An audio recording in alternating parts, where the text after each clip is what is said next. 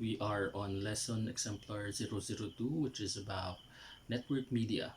So, ngayon, pag-uusapan natin kung paano nangyayari ang actual communication between a network.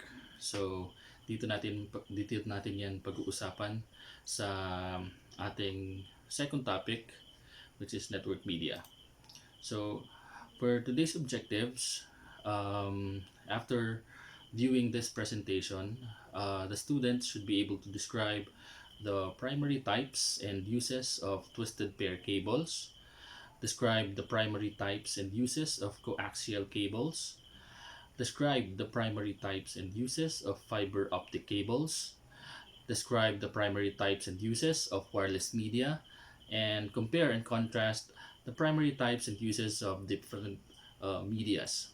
So, uh, network media is the actual path over which an electrical signal travels as it moves from one component to another. In this lesson, we'll learn the different types of network medias used in computer networking and kung paano sila actually gumagana. So, before we discuss network media, it is important to understand na hindi lang iisang klase ng electrical signal ang na-encounter natin or ang meron. So, meron ding electromagnetic waves that travels and affects other media such as metals. To be more specific, copper. Now, it's important because our first network media uses copper as its medium in its data transmission. So, um, our first network media is twisted pair. Okay, twisted pair cable is a type of cabling that is used for telephone communication and most modern Ethernet networks. Now, we have two types of twisted pair. We have the UTP and STP.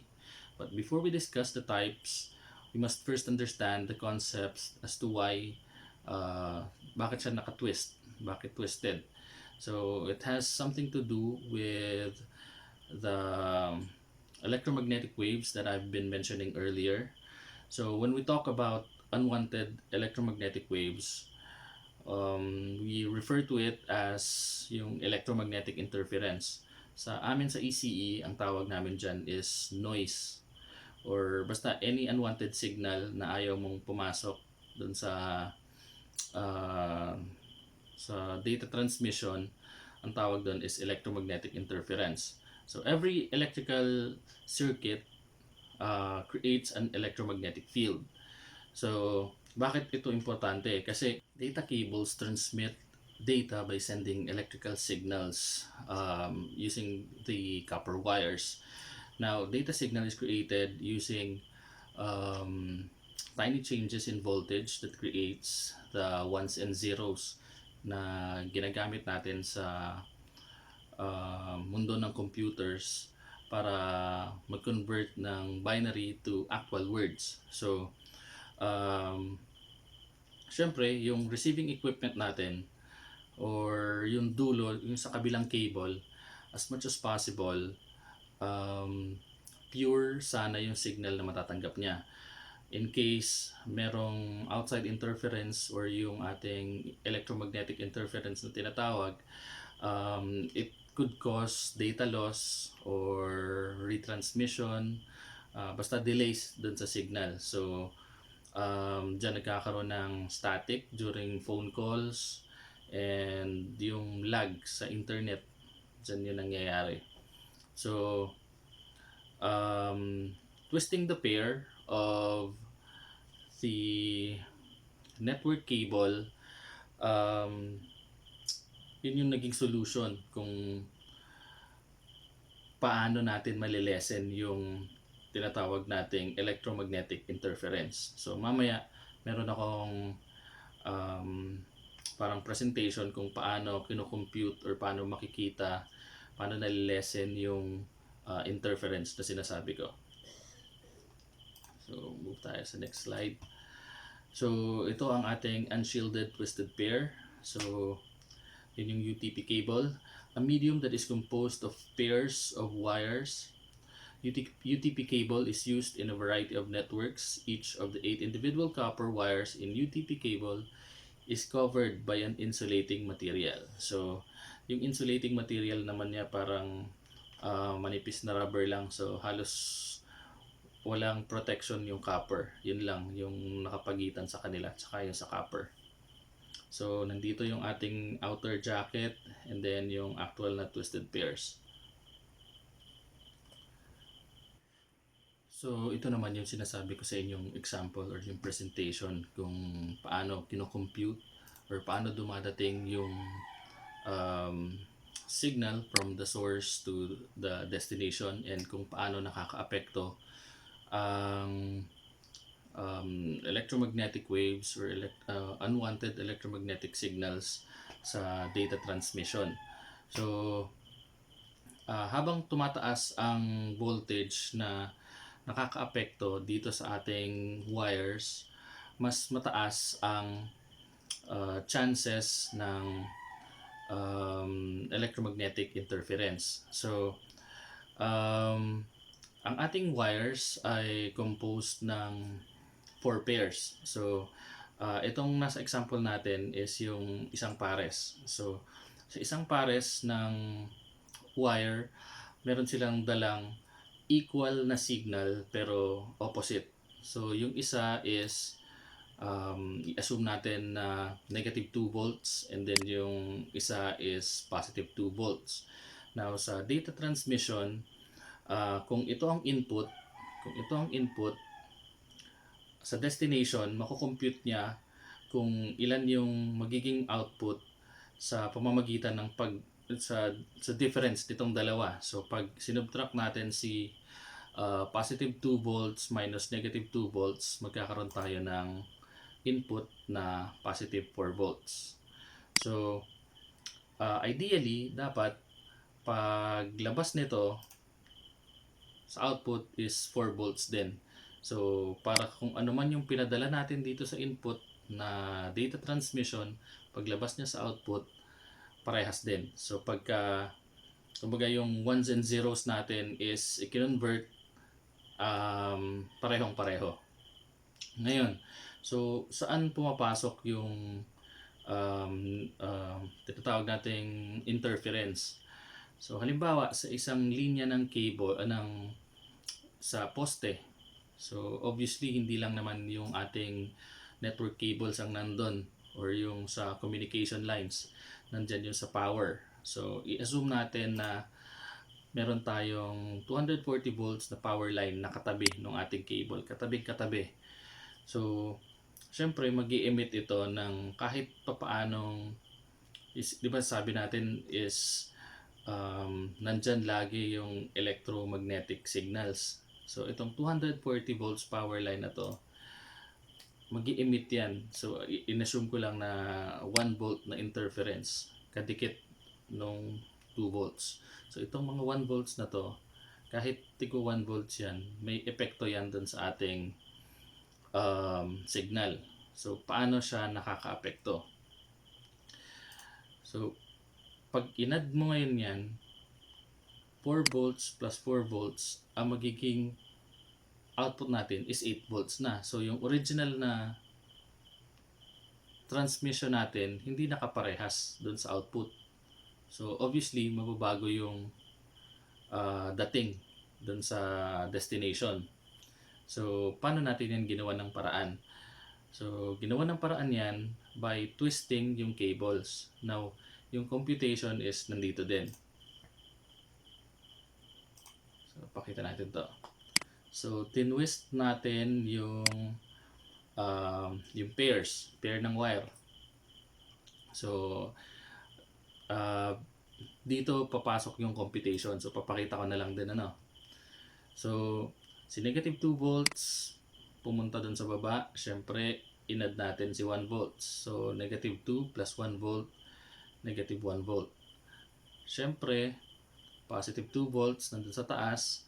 Ang sabi natin, ang pag-compute nito is yung difference ng dalawang cable. So, 2 volts, itong 2 volts na to, isusubtract natin sa negative 1. Ang sagot dyan is 3.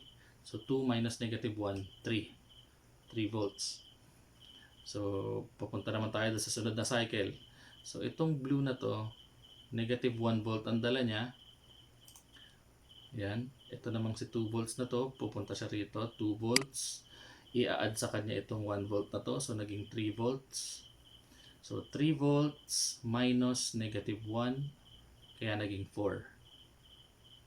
So mapapansin niyo, yung signal natin from 4 volts, nagpa-fluctuate lang into 3 volts, 4 volts. Hindi siya lumalayo kagaya nung kanina na napunta sa 8 volts kagad. So papunta sa sunod, 3 volts, aakyat, kaya 3 volts pa rin to. Negative 1 volt, bababa, negative 1 volt, i-add yung galing sa power line na 1 volt, yung interference natin. So 3 volts minus 0, kaya 3 volts ito. And then so on. 0 volts, aakyat dito, yung 3 volts, bababa, i-add yung interference na nanggagaling dun sa kabilang line. 4 volts. 4 volts minus 0, 4 volts. So, ganyan lang yung magiging cycle natin hanggang sa kabilang dulo, hanggang makarating siya sa destination na component. So, kung mapapansin niyo, ang ating input is 4 volts na may maintain natin siya. Kung hindi man tumataas, kung hindi man bumababa, na may maintain natin yung 4 volts.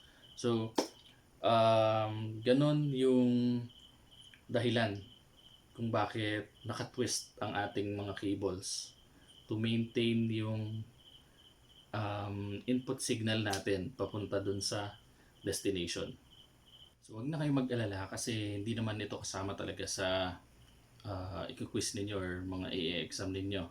So in-explain ko lang siya para at least alam ninyo yung dahilan kung bakit nakatwist ang cables natin sa UTP tsaka sa STP. Okay? So next, these are the features or advantages and disadvantages ng ating unshielded twisted pair, yung UTP na tinatawag. So nasa modules nyo naman to, so skip ko na yan, very self-explanatory. So details lang yan ng ating UTP, so speed and throughput, average cost, maximum cable length, so yan lang yan. The different types of different categories of UTP, so may Cat 1, Cat 2, Cat 3. So nasanay lang tayo, ang gamit natin lagi is yung Cat 5, Cat 5, Cat 5e, and Cat 6. Okay, so take note din yung data transmission speed ng Cat 5, Cat 5e, and Cat 6. So especially tatlong to kasi lumalabas to sa test. Okay, so Cat 5, Category 5 can transmit data at speeds up to 100 megabits per second. So isa pa pala, ang Mbps when used in speed, it's megabits per second. So hindi siya megabytes. Megabytes is used for storage, ha. So paki-take note 'yon. Marami ako naririnig ganun na i-interchange nila yung megabits sa megabytes. Okay. Next. So ito yung isang klase pa ng twisted pair. Siya yung STP natin, yung shielded twisted pair. So we have the outer jack, the overall shield, the pair shields, and of course yung twisted pairs. So shielded twisted pair is a cable combines the techniques of shielding, cancellation, and wire twisting. So ideally mas maganda ito kung gagamitin natin for data communication. Maganda talaga to. So ang nagiging problema dito, since napakaraming idinagdag sa kanya, yung foil and then yung overall shield, nagiging mas mahal. So syempre i-consider din yung cost when lalo yung mga malalaking companies. So number one, ikaw na consider yung cost. So kung okay ka naman dun sa lalo sa mga pambahay lang. Kung okay naman yung nare-receive mo signal using unshielded twisted pair, so dun ka na lang, mas tipid pa. Okay, so meron pa din naman gumagamit, pero yung mga mayayamang companies or malaking companies lang talaga. Okay, same as dun sa ating UTP, the speed, average cost, and maximum cable length. Details lang nasa exemplar nyo din makikita, nasa modules. Okay, next is yung coaxial cable. Ang coaxial cable, I'm sure familiar kayo dito kasi ito yung nilalagay sa likod ng TV. Ganun ang example niya. So, used in the transmission of video, communications, and audio. However, these cables are also used in networks and allows broadband cable internet connection using a cable modem. Hindi ako masyadong dito, kumbaga hindi ko siya gusto kasi puro metal ang gamit. So copper conductor attracts tawag dito yung ating interference, mas malakas ang interference dito. Then hindi rin siya ganun ka-stable. Kung mapapansin niyo, madali siya ma-disconnect. So yung parts lang, discuss lang natin is the outer jacket, same as dun sa ating twisted pairs, braided copper shielding, the plastic insulation, madalas pa nasisira to, and the copper conductor. Okay? Mamaya meron akong comparison nito sa dun sa isa pa nating network media, which is fiber optic. Tingnan natin. Okay, so inexpensive, ito lang maganda sa kanya. Speed and throughput, I think parehas ito dun sa naunang dalawa, I'm not sure. Maximum cable length, so yan lang. Bihira ang gumagamit ng coaxial sa networks. Okay, fiber optic cable. So fiber optic cable is a cable that contains optical fibers, usually glass, coated in plastic, that are used to send data by pulses of light. So kung paano nagtatransmit ng data gamit ang light, discuss din natin. So yung parts muna. Outer jacket, the Kevlar reinforcing material. Itong Kevlar reinforcing material, kasi ang fiber optic cables, siguro narinig nyo yung balita na naglalatag ng fiber optic cables galing Mindoro papunta dito sa atin para magkaroon ng mabilis na internet. So yung Kevlar reinforcing material, yan yung pumoprotekta para malesen yung, kumbaga hindi siya maapektuhan masyado ng pressure kasi nakalatag to sa ilalim ng dagat eh. Then glass fiber and cladding, plastic shield. Okay, tingnan natin. So discuss natin kung paano natatransmit yung data signals papunta sa fiber cables, fiber optic cables. So for example, sisend tayo ng text message, hello. So syempre si hello, i-convert into binary. Then pagka-send natin ng message, yung electromagnetic waves niya ma-receive ng cell towers.